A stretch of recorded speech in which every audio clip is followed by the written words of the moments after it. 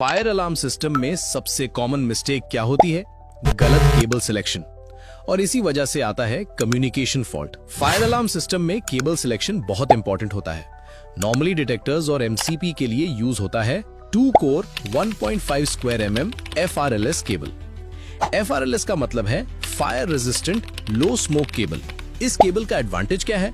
अगर बिल्डिंग में फायर लगे तो केबल जल्दी फेल नहीं होती और स्मोक भी कम प्रोड्यूस करती है। एड्रेसेबल सिस्टम में यूजुअली यूज होता है 2 कोर शील्डेड केबल ताकि कम्युनिकेशन नॉइज से सेफ रहे। अब एक और important factor, cable selection depend करता है loop length, number of devices, voltage drop. अगर केबल थिन हुआ या डिस्टेंस ज्यादा हुआ तो कम्युनिकेशन प्रॉब्लम आ सकती है। हमेशा प्रोजेक्ट ड्राइंग और ब्रांड गाइडलाइंस फॉलो करो।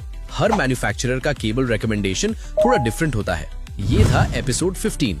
एपिसोड 16 में हम देखेंगे voltage drop calculation fire alarm में कैसे करते हैं। अगर आपको real site level fire alarm knowledge चाहिए तो फॉलो करो @टेक्लॉजिक इंडिया। नेक्स्ट एपिसोड मिस मत करना।